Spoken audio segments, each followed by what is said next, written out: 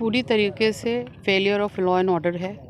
पूरी तरीके से एक ऐसी सोची समझी साजिश है जिसके तहत फतेहपुर को बदनाम किया जा सके और यहाँ का जो सौहार्द की मिट्टी है उसको जो है वो धूमिल करने का काम करा जा रहा है सत्ता पक्ष की तरफ से। और सत्ता पक्ष इसलिए क्योंकि सत्ता की जो ज़ोर है उसके बिना इतनी बड़ी वारदात अंजाम नहीं हो सकती थी कि बसों पे चढ़ के बाहर से लोग बुलाए गए, एक मकबरे पे चढ़ा करके वहाँ पे उसको तोड़ने फोड़ने और उस पर कब्जेदारी करने की बात, तो कहीं ना कहीं ये जो सत्ता का जो मंशा है वो साफ दिखलाती है। और हमारे देश की जो गंगा जमनी तहजीब है उसको मिटाने का जो काम भारतीय जनता पार्टी द्वारा कई सालों से किया जा रहा है, हम उसके ख़िलाफ़ हैं और उसी के ख़िलाफ़ यहाँ पर ज्ञापन देने आए हैं डीएम फतेहपुर को कि उस पर सख्त कार्रवाई हो। उसमें मुख्यतः हमारी 3 मांगे हैं, उन मांगों को लेकर के हम यहाँ पर मौजूद हैं। क्या मांग क्या है? देखिए, हमारी पहली मांग तो ये है कि जो लोग हैं उन पर सख्त कार्रवाई हो, पकड़े जाएं, और दूसरी ये है कि उनके विरुद्ध कठोर धाराओं में कार्रवाई हो, क्योंकि देखिए धारा ऐसी होनी चाहिए कि ऐसा ना हो कि गए और फिर 2 दिन बाद छोड़ करके चले आ रहे हैं रसूखदारों के दबाव पर।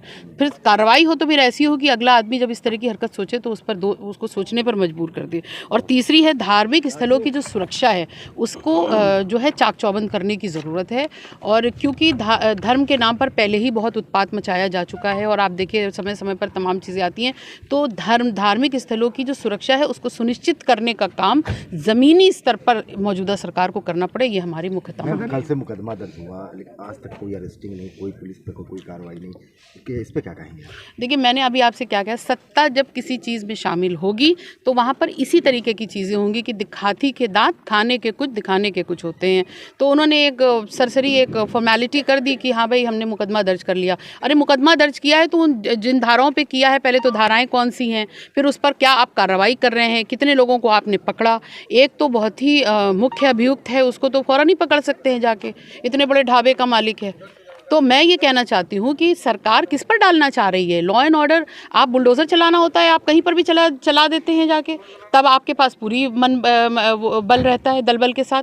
लेकिन आज आपको जब कार्रवाई करनी है गुंडों के खिलाफ, तब उस वक्त आपको सोचना पड़ रहा है। सपा नेता भी उसमें शामिल, मैंने कहा सपा नेता नहीं, 2022 में वो साथ थे, लेकिन उनकी भी अंतरात्मा बहुतों की तरह जाग गई, तो वो मेरे ख्याल से उन्होंने ये किया। लेकिन यहाँ पे मैं एक बात और आपके चैनल के माध्यम से कहना चाह रही हूँ, ये अंतरात्मा का खेल नहीं है, ये सारा जो ज़मीनी विवाद है उसको लेकर के लोग अपनी पर्सनल लालच के तौर पर ये सब कर रहे हैं और उसको एक धर्म का नाम या उसको सांप्रदायिकता का नाम इसलिए देना चाह रहे हैं कि लोगों का माइंड डाइवर्ट हो। किस पद पे है?